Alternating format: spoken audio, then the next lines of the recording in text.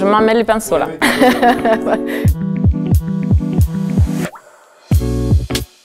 Nous, on composte parce que ça réduit le nombre de déchets. Au lieu que les déchets soient jetés et qu'ils ne servent à rien et qu'ils polluent, eh ben nous on les réutilise parce qu'ils sont transformés en terreau et ça nourrit les jardins. C'est une espèce de recyclage mais qui va me redonner parce qu'il y aura du compost après. Le gros avantage, c'est que du coup, on n'a plus le jus qu'on avait dans les poubelles domestiques avant. On fait déjà notre boulot, mais c'est pas grand-chose, mais on fait déjà ça. Si tout le monde s'y met, c'est déjà beaucoup.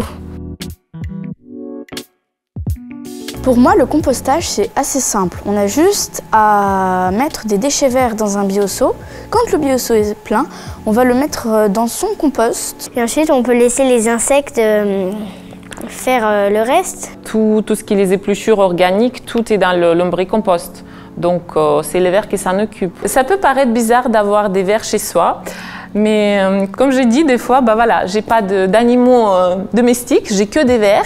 C'est génial notre cohabitation parce que mes épluchures, ça veut dire que mes déchets, c'est leur manger, donc il n'y a pas plus à faire. Et puis, ils sont vraiment pas difficiles, hein. Il faut que je leur donne une température entre 15 et 25 à manger et puis c'est tout.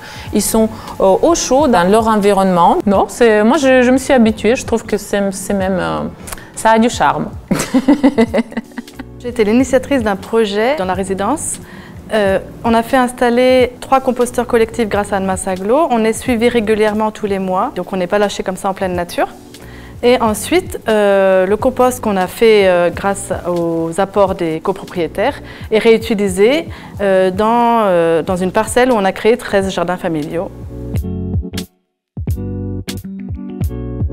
Un composteur, ça peut ne pas sentir mauvais que si on l'entretient bien. On a toujours cette fausse croyance que voilà, ça ne tire pas bon, on ne peut pas le mettre à la cuisine et tout. Enfin, moi, elle est vraiment en cuisine. Si on utilise les bons gestes, qu'on ne met pas de viande, pas de produits lactés, ni de poisson, des choses comme ça, si on respecte bien les consignes qui nous sont données, il n'y a pas d'odeur.